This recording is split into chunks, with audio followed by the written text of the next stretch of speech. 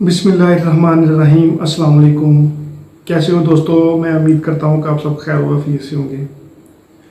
दोस्तों, आज मैं आपको बहुत ही अहम मेडिसिन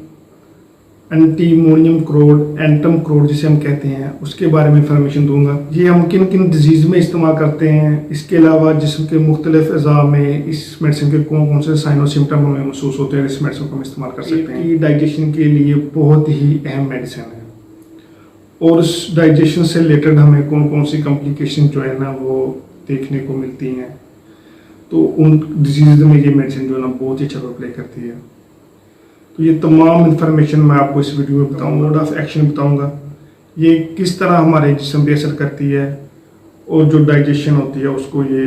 बेहतर करती है। ये तमाम इन्फॉर्मेशन मैं आपको इसी वीडियो में बताऊँगा। तो मेरी अब सबसे गुजारिश है कि वीडियो को एंड तक लाजमी देखें। मैं हूं डॉक्टर उमर और आपको अपने चैनल होम्योटेक में खुशामदीद कहता हूं। एंटीमोनियम क्रोड, जिसे हम एंटम क्रोड भी बोलते हैं,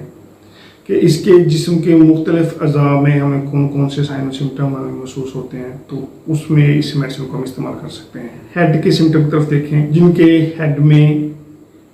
गैस की वजह से एक सर दर्द जो है ना वो बना रहता है और सर जो है ना वो भारी महसूस होता है। तो जब भी वो खाना खाते हैं उससे उनकी डाइजेशन जो है ना वो अच्छी नहीं होती, उससे उनकी जो है ना गैस बनती है और गैस से जो है ना एक सर दर्द की कैफियत जो है ना वो पेशेंट को देखने में आती है। तो ऐसे पेशेंट जिनको एसिडिटी की वजह से जो है ना वो सर दर्द का मसला होता है, तो उन पेशेंट में ये मेडिसिन बहुत ही अच्छा रोल प्ले करती है। मौत के जो है ना सिम्टम की तरफ देखें, तो ऐसे पेशेंट जिनके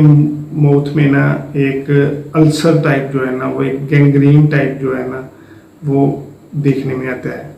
यानी उनका जो माउथ होता है वो अंदर से रेड होता है और एक उसमें अल्सर जो है ना वो पेशेंट को देखने में आता है। इस्तेमाल कर सकते हैं, ये बहुत ही अच्छे रिजल्ट जो है ना देती है। ये डाइजेशन को इम्प्रूव करती है और उससे रिलेटेड जो माउथ में अल्सर का सिम्टम हमें देखने में आता है तो उसको ये बेहतर करती है। तो उसके बाद अगर हम नोज़ के सिम्टम की तरफ देखें,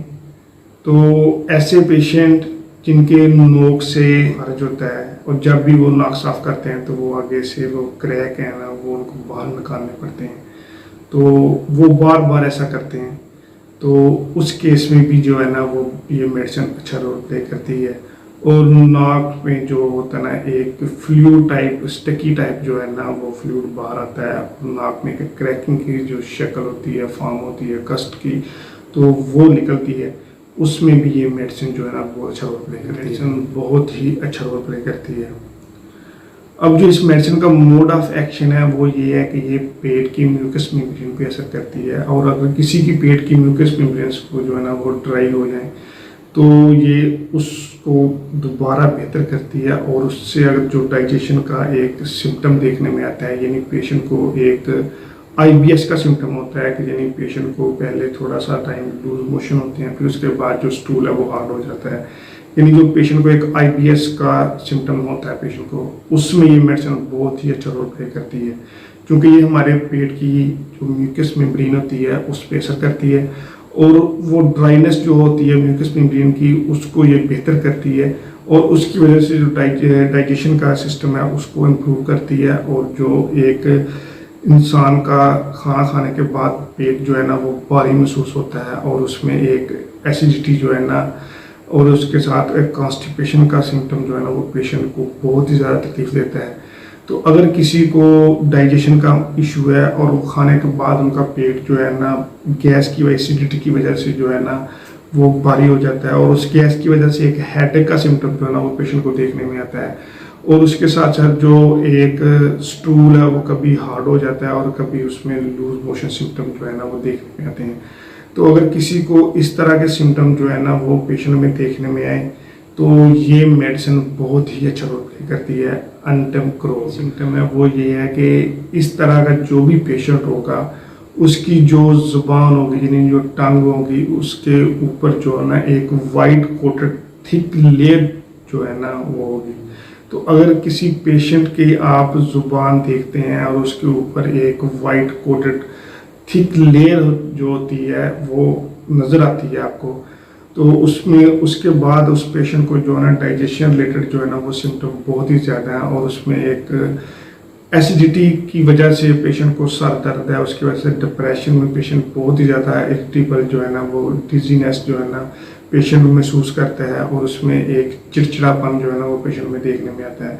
तो अगर किसी को डायबिलिटी है, उसकी वजह से ड्रोजीनेस है, डिजीनेस महसूस हो रही है, और उसकी जो ज़ुबान है वो वाइट कोटेड आपको नज़र आ रही है, तो उसमें ये मेडिसिन बहुत ही अच्छा रोल प्ले करती है। जिनकी ज़ुबान जो है ना उसके ऊपर वाइट कोटेड जो है ना एक थिक लेयर होती है, तो उनको अक्सर का चिलाइटिस का भी मसला होता है, यानी उनके जो ये लिप्स होते हैं इनमें एक क्रैकिंग जो है ना वो देखने में आती है। यानी अक्सर औकात ऐसे लोगों की जो लिप्स होते हैं वो साइडों से फट जाते हैं, और सामने भी से उनमें जो क्रैकिंग है वो हमें देखने को मिलती है। तो ये एक रिपीटेड जो है ना वो पेशेंट में देखने में आती है, और जब वो उस क्रैकिंग को वो उतारते हैं तो उसमें बहुत ही ज़्यादा एक दर्द होती है और जलन पेशेंट को होती है। तो ये मेडिसिन जो है ना उसके हम चिलाइटिस बोलते हैं, तो उस चिलाइटिस में भी ये मेडिसिन जो है ना बहुत ही अच्छा रोल प्ले करती है, उसमें भी ये बहुत ही अच्छा रोल प्ले करती है। यानी अगर किसी को क्रोन का जो इशू है, यानी जैसे जो अक्सर का जो क्रोन की शिकायत है वो हमें अक्सर का मरीजों को पाँव में देखने में आती है, तो अगर किसी के पाँव में जो क्रोन है या सिलियोसाइटिस है उसमें भी ये मेडिसिन जो है ना जिसमें एक जो जिल्लत होती है पाँव की वो हार्ड हो जाती है, उसमें पस की डिपोजिशन हो जाती है, और उसमें पेशेंट को जो है ना चलने से बहुत ही इरिटेबल जो है ना पेशेंट महसूस करता है, और एक शदीद जो है ना वो पेन पेशेंट को देखने में आती है। तो अगर किसी को क्रोन का इशू है या सिलियोसाइटिस का इशू है तो उसमें पेशेंट को चलने में तकलीफ होती है, और एक जो बहुत ही सख्त जो है ना एक पाँव के नीचे एक जिसे हम पंजाबी में चांडी बोलते हैं, तो उसमें भी ये मेडिसिन जो है ना बहुत ही अच्छा रोल प्ले करती है। तो ये अक्सर औकात ऐसे लोगों को ये इशू बनता है जो बहुत ही ज़्यादा लंबे अरसे से जिन्होंने जोगर वगैरह या जो बंद शूज़ है वो इस्तेमाल करते हैं, तो उसकी वजह से ये जो इशू है वो देखने में आता है। तो ऐसे जो पेशेंट होते हैं उनके अक्सर जो पाँव में बहुत ही ज़्यादा जो है ना स्वेटिंग वो देखने में आती है, तो उसकी वजह से ये अक्सर का जो पेशेंट है वो क्रोन की जो है ना वो शिकायत करते हैं। तो उस केस में भी ये मेडिसिन जो है ना बहुत ही अच्छा रोल प्ले करती है। लेकिन केस में आर्टिकेरिया में भी इस्तेमाल होती है, डर्माटाइटिस में भी इस्तेमाल हो सकती है, और फंगल इन्फेक्शन में भी ये मेडिसिन जो है ना बहुत ही अच्छा रोल प्ले करती है। उसके साथ साथ ये हैपर सल्फर जो मेडिसिन है उसकी एंटीटोड मेडिसिन है, यानी ऐसे जो साइनो सिम्टम है, अगर किसी पेशेंट के साइनो सिम्टम जो है ना हैपर सल्फर मेडिसिन से मिलते जुलते हैं, और आप उसको हैपर सल्फर इस्तेमाल करवाते हैं, लेकिन उनको उन डिजीज़ में सुकून आने की बजाय उनमें एग्रावेशन हम देखते हैं, तो उस जो असर होता है उसको ख़त्म करने के लिए हम एंटीक्रोड को एज ए जो है ना उसका हैपर सल्फर का एंटीटोड जो है ना इस्तेमाल करना चाहिए। तो उसमें जो आर्टिकेरिया होता है या डर्माटाइटिस होता है, जहाँ जो पस की डिपोजिशन होती है जिल्द में, उसमें बहुत ही अच्छा रोल प्ले करती है ये होम्योपैथिक मेडिसिन एंटीक्रोड। ये हैपर सल्फर की एंटीटोड के सूरत में भी इस्तेमाल करते हैं। अगर हम थोड़ा सा इस पेशेंट के साइनो सिम्टम देखते हैं तो ये मेडिसिन पाइल्स के केस में भी बहुत ही अच्छा रोल प्ले करती है, क्योंकि ये डाइजेशन को इम्प्रूव करती है, जो कॉन्स्टिपेशन है उसको ये क्योर करती है, और डाइजेशन और कॉन्स्टिपेशन की वजह से ही जो पाइल्स हैं वो जो है ना उसकी इब्तिदा होती है। तो अगर किसी का डाइजेशन अच्छा नहीं है और उसको कॉन्स्टिपेशन का इशू है, उसका पेट अच्छे से साफ़ नहीं होता, और उसकी वजह से अगर किसी को पाइल्स की इशू है, यानी जो रेक्टम में बर्निंग या उसका जो एक जलन का सेंसेशन पेशेंट को देखने में आता है, यानी कभी कभार पेशेंट जो है ना बहुत ही ज़्यादा एसिडिक जो है ना वो खाना खा लेता है, और उसकी वजह से जो रेक्टम वाला हिस्सा उसमें बहुत ही ज़्यादा इन्फ्लेमेशन होती है, और उसकी वजह से उनको एक एसिडिक जो है ना जो स्टूल है वो पास आउट होता है, उसकी वजह से रेक्टम वाले हिस्से में उसको दर्द होती है, जलन होती है, और साथ पाइल्स का इशू जो है ना वो पेशेंट को देखने में आता है। तो ऐसे पेशेंट के लिए ये बहुत ही अहम मेडिसिन है, कर सकते हैं। तो होम्योपैथी की मेडिसिन एंटीमोनियम क्रोड को हम डर्माटाइटिस के केस में भी इस्तेमाल कर सकते हैं, आर्टिकेरिया के केस में भी इस्तेमाल कर सकते हैं। उसके साथ साथ ऐसे पेशेंट जिनको क्रोन का इशू है उसमें भी इस्तेमाल कर सकते हैं, या फिर जिनका डाइजेशन जो है ना वो सही नहीं है और उनको पेट अच्छे से साफ़ नहीं होता, उनको कॉन्स्टिपेशन का इशू है, उनको साथ उनको पाइल्स की जो है ना वो भी दिक्कत है। और उसके साथ साथ ऐसे पेशेंट जिनको एसिडिटी की वजह से एक हेडेक के सिम्टम जो है ना वो देखने में आता है। और ये अक्सर औकात हमारे घरों में जो फीमेल्स होती हैं उनको ये बहुत ही ये सीवियर मसला जो है ना वो देखने में आता है। तो ये फीमेल में ख़ास तौर पे जो अक्सर औकात घरों में रहती हैं जिन्होंने बहुत ही कम काम करती हैं मर्दों के रिलेटेड, तो उसमें ये मेडिसिन बहुत ही अच्छा रोल प्ले करती है। ये जो एसिडिटी की वजह से जो हेडेक का सिम्टम देखने में आता है उसमें ये मेडिसिन बहुत अच्छा रोल प्ले करती है, बहुत अच्छा रोल प्ले करती है। उसके बाद अगर हम देखें तो ऐसे पेशेंट जिनके नोक से जो है ना एक कैटरा नुमा जो है ना वो निकलता है बाहर और उसको स्टकी होता है, तो उसमें भी ये मेडिसिन बहुत ही अच्छा रोल प्ले कर दिया। उसके साथ साथ चिल्लाइटिस के केस में जिनके जो होंठ है वो फट जाते हैं, उनमें क्रैक जो है ना वो देखने में आते हैं और जब वो पेशेंट उसको उतारता है तो बहुत ज़्यादा तकलीफ होती है, उसमें भी ये मेडिसिन बहुत ही अच्छा रोल प्ले करती है। और इस पेशेंट जो मेडिसिन है इसको हम जो हाइपर सल्फर है उसकी एंटीटोड के सूरत में भी हम इस्तेमाल करते हैं, तो ये बहुत ही अच्छा रोल प्ले करती है एंटीमोनियम क्रोड। ये पेट के लिहाज से बहुत ही अहम मेडिसिन है और पेट की जो डाइजेशन है, जो पेट की म्यूकस मेम्ब्रेन है उसको ये अच्छा करती है। उसकी वजह से अगर किसी को डाइजेशन या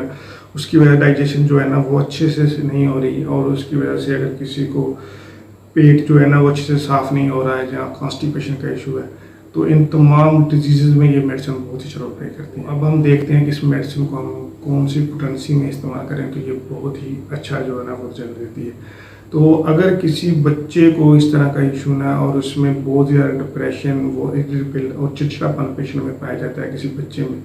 तो उसमें ये मेडिसिन जो है ना वो 6 CH पोटेंसी में सुबह दोपहर शाम 2 ड्रॉप जो है ना वो इस्तेमाल कर सकते हैं।